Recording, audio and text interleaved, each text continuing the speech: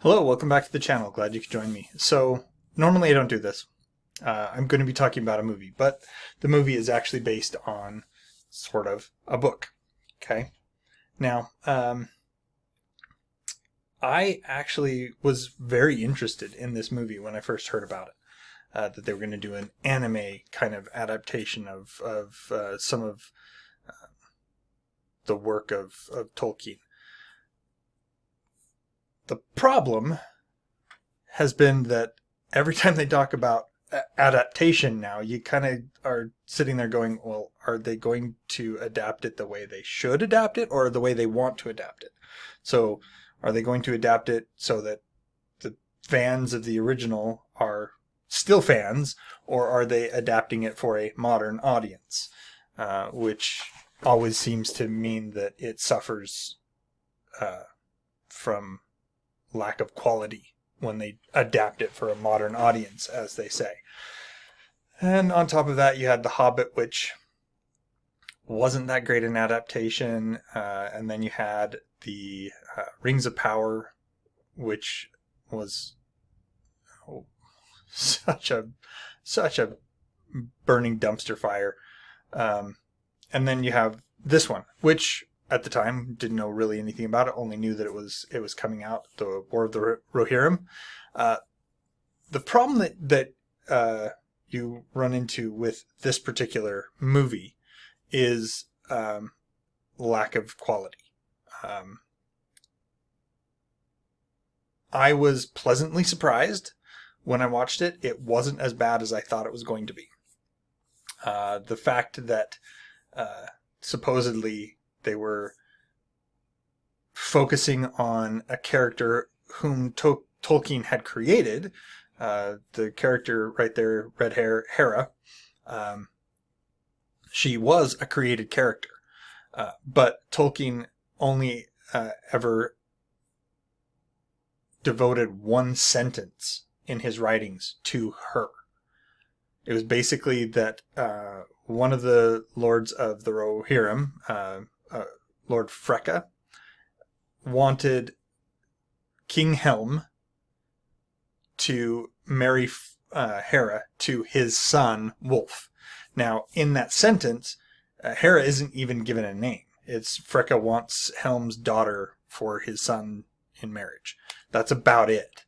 And so the fact that this character had no characterization, no backstory, we know absolutely nothing about her, that was a big red flag right there, that this might not be any good, because they could really do with this whatever they wanted. Rather than fitting the character into the Tolkien universe, they could, by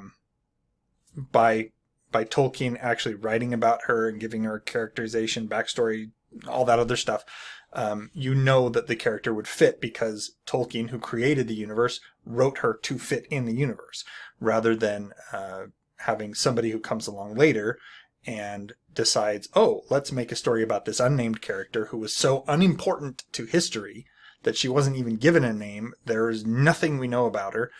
Basically, that means that they can mangle the story to fit the character that they're building.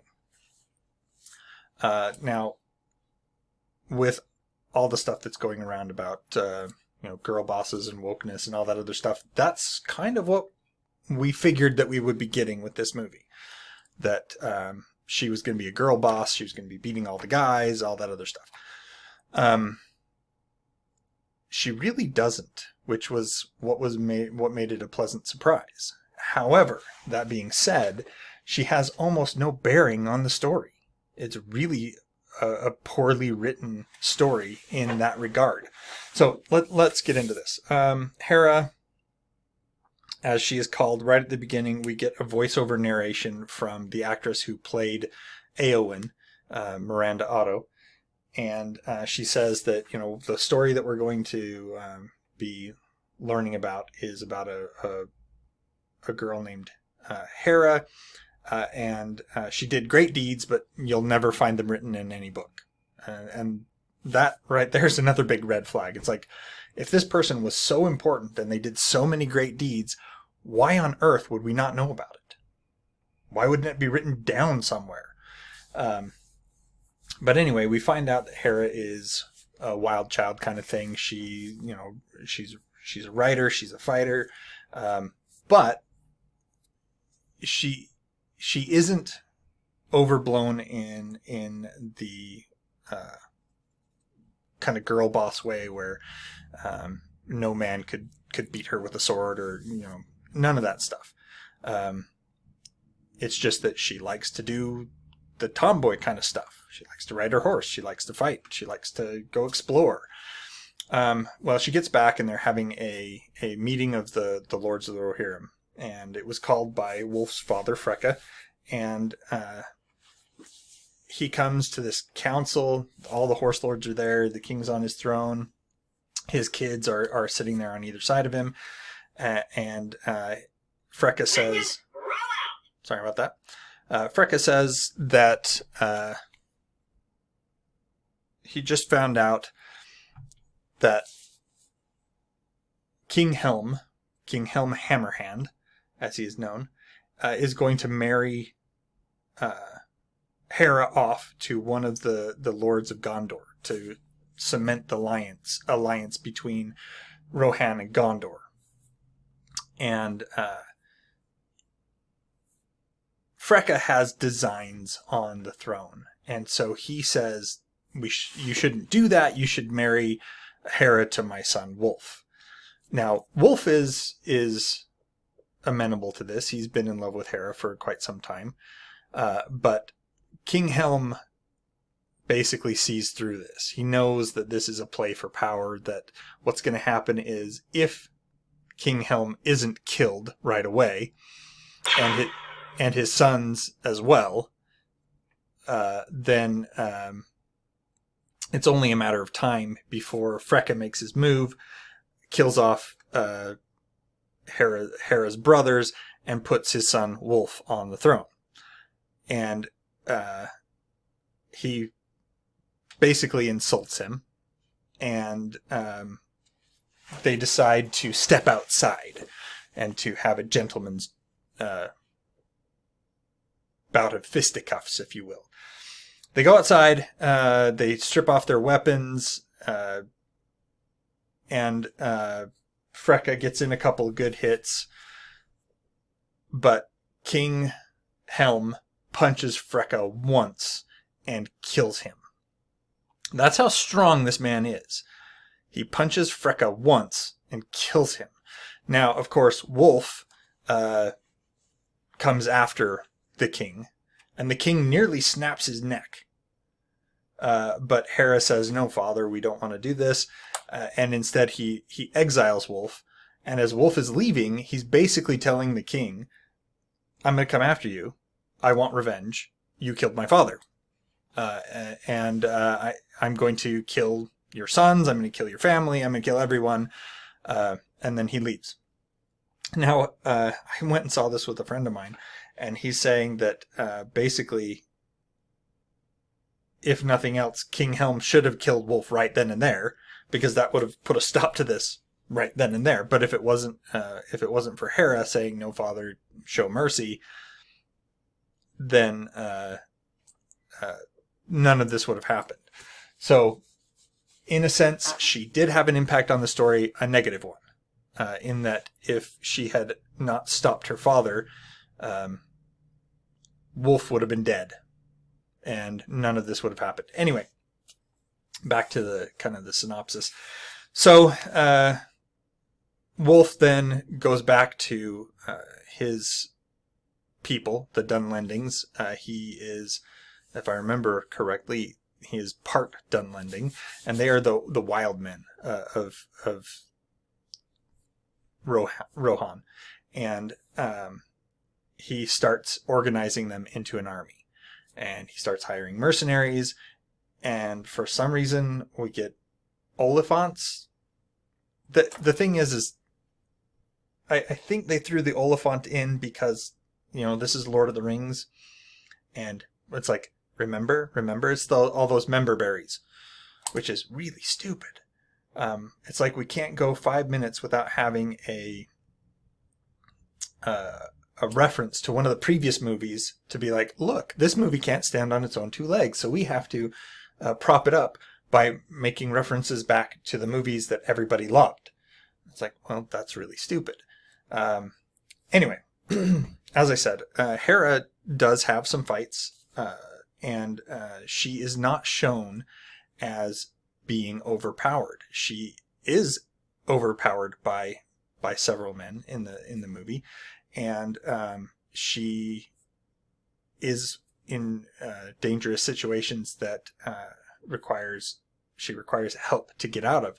That's not to say that she isn't smart about some of the things and choices that she does, but at the same time, a lot of what happens in the movie, if she wasn't there, it would have happened anyway, and she had no impact on the events of the film.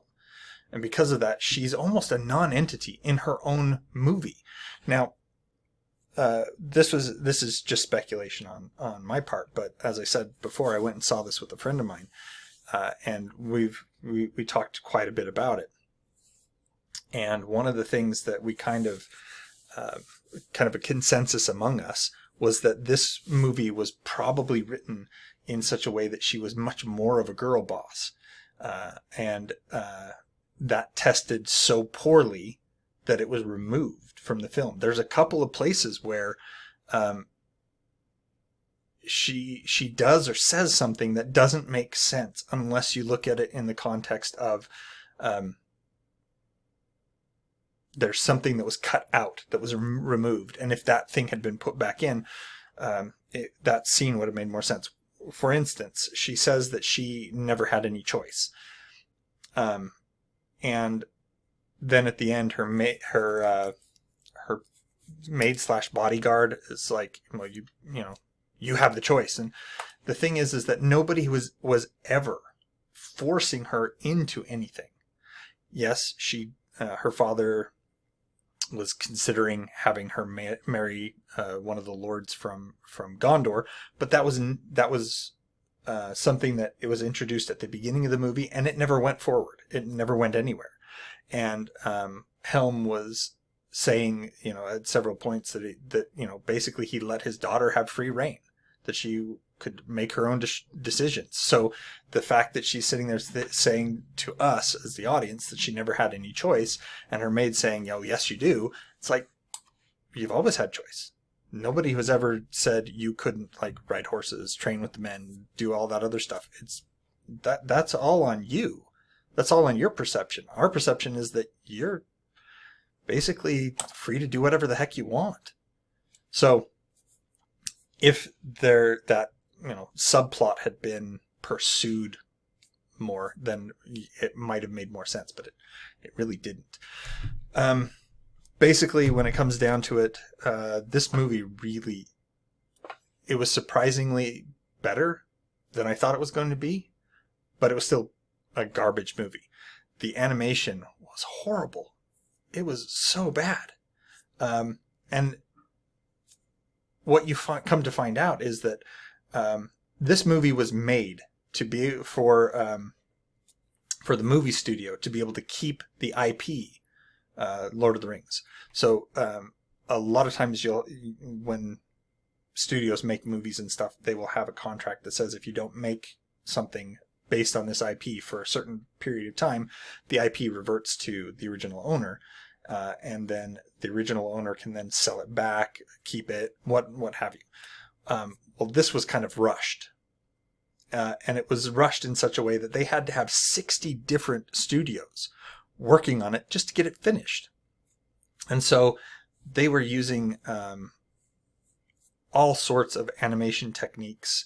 The backgrounds looks like they were 3D generated. The characters and stuff looked like they were hand drawn. So there was a mismatch between the foreground and the background. On top of that, they used a technique called rotoscoping, which I don't think has been used since the 1980s. Basically, with rotoscoping, you get people dressed up as the characters, they do the actions, and then you go back in and you paint over the top of the image so that you create a cartoon from a live action video. It's really bizarre and it looks bad. Anyway, the story, the bones of the story are there. The bones of the story were written by Tolkien himself, and they are good. Helm and has a conflict with Freka and Wolf. He kills Freka. Wolf then declares that he's going to get his revenge, and Helm has this great last stand at Helm's Deep at the Hornburg, which was renamed Helm's Deep because of Helm's heroic last stand there. The rest of it with Hera, it was pretty much blah. She was a non-entity, and she was not interesting as a character. Anyway, that's it for today. Hope you enjoyed it. Let me know if you saw War of the Rohirrim, and let me know what your thoughts were. If you're interested in a longer, in-depth discussion on the movie, you can go over to the other channel that I work on, which is called The Distracted Gamers, and you can see our longer format there. Until next time, enjoy what you're reading.